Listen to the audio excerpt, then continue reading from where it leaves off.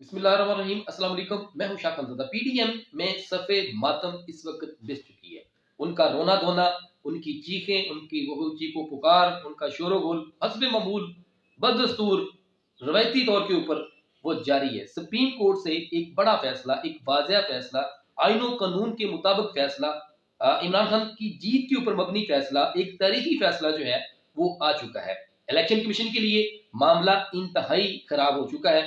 उसकी रीजन ये थी कि सुप्रीम कोर्ट का जो पहला डिसीजन था, इसमें बहुत कुछ चीजें जो थी वो इलेक्शन कमीशन की जवाबदेही के ऊपर छोड़ी गई थी, और जिसके भी आपके ऊपर फेडरल गवर्नमेंट और प्रोफेशनल गवर्नमेंट को ये हिदायत की गई थी कि आप इस सिलसिले के अंदर ईसीपी के साथ जो है ना वो अपना ताउन करें और सदर से मुशावरत करें और जो डेट अनाउंस की है उसके ऊपर जो है वो इलेक्शन करवा दें। It is the first decision by the supreme court. ये पहला फैसला था सुप्रीम कोर्ट का। लेकिन अब सुप्रीम कोर्ट को वाजिया हो गया है कि ईसीपी और ये जो गिवट है, इसकी जो इंटेंशन है वो ठीक नहीं है। ये 22-23 करोड़ का जो मुल्क है, इनका जो डेमोक्रेटिक राइट है, इनकी जो अरा है, उनके ऊपर ये डाका डालना चाहते हैं, उनके ऊपर ये चोरी करना चाहते हैं, उनके जो डेमोक्रेटिक राइट है उनको चोरी करना चाहते हैं। ये वाजिया हो गया सुप्रीम कोर्ट का। मगर इस दफा सुप्रीम कोर्ट ने बहुत ही supreme to the point very categorical फैसला किया है। डेट ही अनाउंस कर दी, बल्कि पूरा शेड्यूल बता दिया है, जिसमें पहले तो डेट है कि 10 अप्रैल तक वफाकी हुकूमत जो है वो ईसीपी को फंड जारी करेगी। अगर ईसीपी को फंड जारी नहीं करती तो सुप्रीम कोर्ट को ईसीपी बताएगा और उसके ऊपर सुप्रीम कोर्ट जो है वो एक्शन लेगी। इस तरह और भी डेट्स दी गई है जिनके अंदर कागजात नामजदगी कब जमा कराना है, इस तरह की कोई सूरत हाल है। आखिरी डेट, फाइनल डेट, हतमी डेट ये दी गई है कि 14 मई को इलेक्शन होगा। यहाँ पे जो इलेक्शन की जवाबदेही थी, जो कुछ चीजें इलेक्शन कमीशन के ऊपर छोड़ी गई थी सुप्रीम कोर्ट की तरफ से, वो खत्म कर दी गई है, क्योंकि उनकी बदनीति वाजे हो गई है। वो चाहती है कि 5 माह जो है वो इलेक्शन को आगे किया जाए। तो ये एक बड़ा फैसला है, किसी किस्म का इसमें कोई एम्बिग्विटी नहीं है, कोई अबहाम नहीं है। क्रेडिट जाता है 3 रुकनी बेंच को, जनाब उमर अतिया बनियाल साहब को और उसके मोअज़्ज़ज़ साथी जजेस को। तमाशे लगाए रखा, ड्रामे किए गए, मुख्तलिफ तरह के मामला को उलझाने की कोशिश की गई। वफाकी हुकूमत की तरफ से जो है वो जितना वो कर सकते थे उन्होंने किया, थ्रीट किया, जजों को धमकाया। शहबाज शरीफ साहब ने भी पार्लियामेंट में खड़ी होकर बड़ी जो है वह तनकीदी तकरीर की, अता तारड़, इस तरह के और भी इनके बहुत ज्यादा जो चमचे दबेलचे हैं, उन्होंने बड़े कोशिश की कि किस तरीके से वो इनके ऊपर हैवी हो जाए, इनको प्रेशराइज किया जाए। इनके खिलाफ उन्होंने बकायदा कंपेन भी चलाई। तो कि हम ख्याल बेंच का हमें फैसला नामंजूर नहीं। भाई आप कौन होते हो फैसले को नामंजूर करने वाले?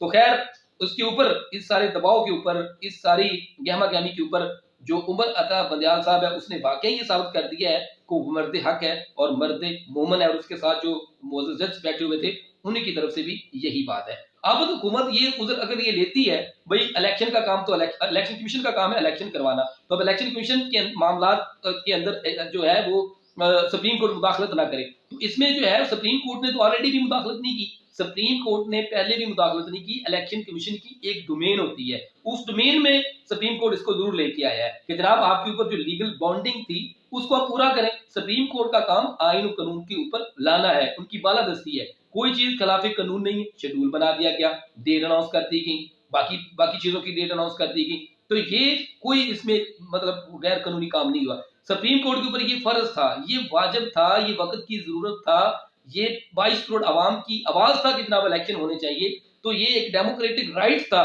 तो इससे बड़ी कोई और बात हो नहीं सकती। इसके ऊपर सुप्रीम कोर्ट ने, उमर अता बंदियाल साहब ने, उनके 2 मोअज़्ज़ज़ जज साहबान ने बहुत ही जबरदस्त तरीके से, बड़े ही दबंग और बड़े ही दलेराना मुदवराना तरीके से उन्होंने अपने रिमार्क्स दिए हैं। और पीडीएम और इलेक्शन कमीशन के लिए अब जो मुश्किलात हैं वो ज्यादा हो गई हैं। बहुत सारी चीजें जो थी वो उनके अख्तियार से निकल चुकी हैं। उनकी सावधानी के ऊपर जो चीजें छोड़ी गई थी वो वापस ले ली गई हैं। उनकी डिस्क्रिप्शन के अंदर अब कुछ भी नहीं बचा। हुकूमत ने आखिरी वक्त तक बेंच का रोले डाले रखा। अटॉर्नी जनरल साहब हो गए, उसके अलावा पीडीएम के वकील हो गए, उन्होंने वो सारे तमाशे किए, वो सारे लक्षण किए जिसकी कोई नजीर ही नहीं मिलती। इस तरह के रिमार्क्स दिए, इस तरह जज साहब को फाइल करने की कोशिश की, बिल्कुल बेतुकी और बेढंगे अंदाज के अंदर।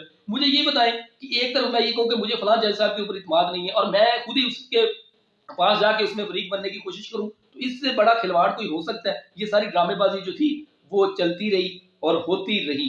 पीडीएम के वकील चाहते ही नहीं थे कि समाज जारी रहे। कभी 3-2 का फैसला, कभी 4-3 का फैसले की बहस छिड़ जाए। मकसद उनका ये था कि ये जो मामला है ये यहाँ के ऊपर ठप हो जाए, लेकिन ऐसा नहीं हुआ। लेकिन सुप्रीम कोर्ट ने ये वाज़ा कर दिया है कि ये फैसला 3-2 का था। और एक और अहम चीज़ जो हुई है, जो जस्टिस काइस फाइज ईसा साहब हैं, जो हालाँकि जूनियर हैं, मोसेस जज साहब है मेरे लिए, तो वो खुद को सीनियर समझने की कोशिश करते, उन्होंने एक आर्डर पास किया जिसमें उन्होंने कहा था कि 184 सबसेक्शन 3 के तहत जितने भी जो सो मोटो हैं, ये जो मामला चल रहे हैं, उसको मजीद टेकअप नहीं किया जा सकता।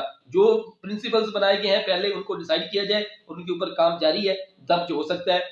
मेरी कानूनी तालिब इल्म होने के नाते यही शुरू से राय थी कि जूनियर जज जो हैं, वो एडमिनिस्ट्रेटिव ऑर्डर पास कर ही नहीं सकता, उसके दायरे इख्तियार में ये है ही नहीं।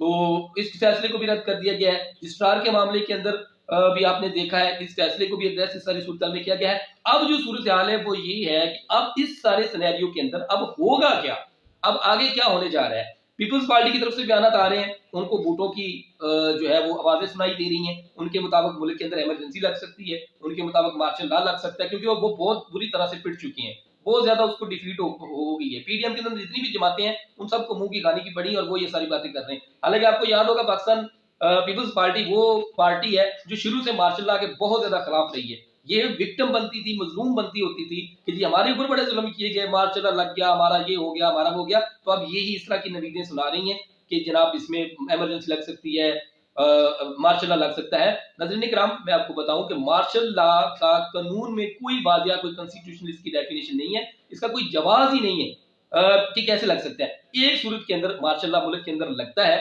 कि अगर अवाम और उसके जो पॉलिटिकल स्टेक होल्डर्स हैं, जितनी भी उनके पॉलिटिकल लीडर्स हैं, उनमें और अवाम के अंदर एक दूरी बढ़ जाए, अवाम का उनके ऊपर कोई इत्मीनान ना हो, अवाम उनको अपना लीडर ही कंसीडर ना करे, तो देन जो है वो मार्शल लॉ लग सकता है। लेकिन यहाँ पे मैं एक बात वाज़ेह कर दूं कि अब जो सारी सूरत वो चेंज है, एक कसीर तादाद के अंदर बहुत एक ह्यूज जो है, एक क्राउड जो है, पब्लिक, वो इमरान खान साहब के पीछे है। इमरान खान साहब को वो फॉलो करती है, उनको वो अपना लीडर मानती है, वो चाहती है कि अगर आप इलेक्शन कराएंगे तो हम इमरान खान साहब को कामयाब होंगे। दूसरी बात ये लोग इमरजेंसी की करते हैं।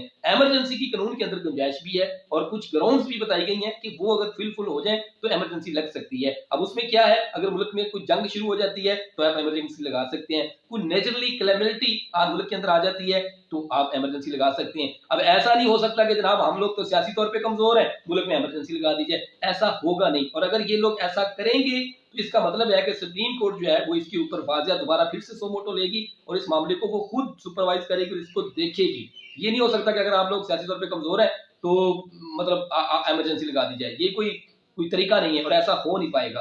तो वी लोग देखने का शुक्रिया, मुझे इजाजत दें, फिर किसी लोग में आपसे मुलाकात होगी। अल्लाह हाफिज।